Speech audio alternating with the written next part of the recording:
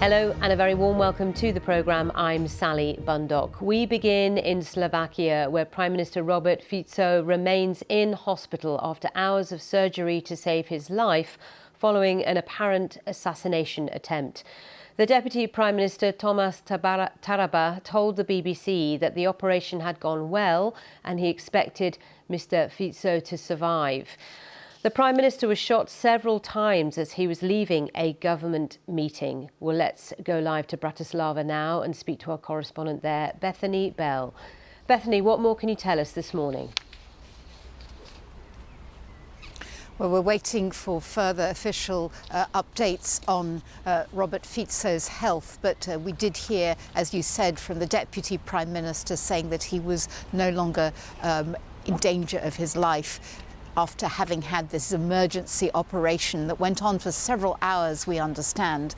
The Deputy Prime Minister said Mr Fico had been shot at very close range in the stomach and, what he said in his words, in the joint.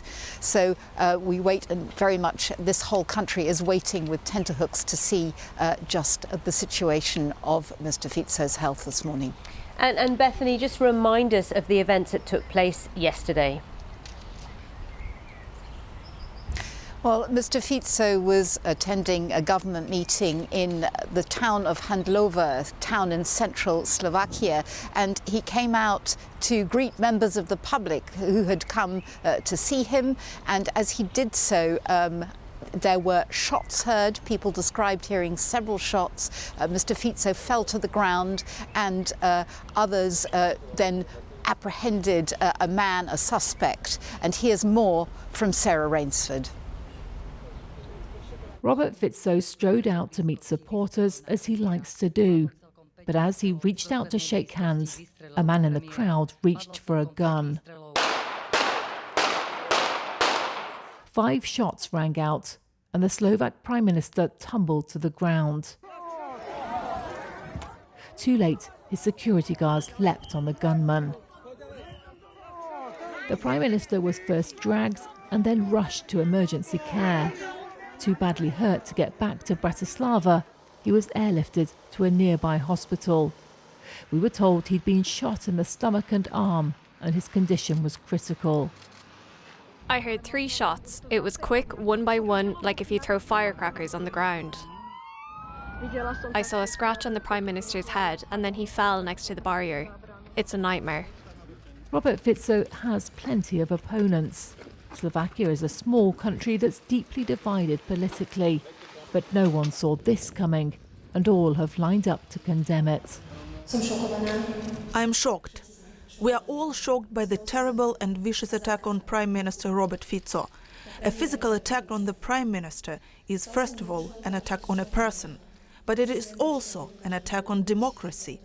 Hateful rhetoric, which we can see in society, leads to hateful actions. Please stop it.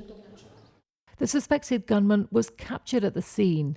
We think he's in his 70s, but we don't know yet what drove him. In a video that's doing the rounds, he says he didn't like government policy, but it's just a few seconds out of context. Moments before the shooting, Robert Fico was at this press conference. He made a political comeback last year, elected on a pro-Russian platform. No more arms to Ukraine, a push for peace talks, and a veto on Ukraine joining NATO. He's since made moves against the public media that worry the opposition here and the EU. His team are calling the shooting a political attack, blaming the opposition and press for portraying him as a monster. But the Prime Minister himself is confrontational, his language inflammatory. His team say he's now off the critical list after a long operation, but Slovakia is stunned, not quite sure yet what to make of all this. Sarah Rainsford, BBC News in Bratislava.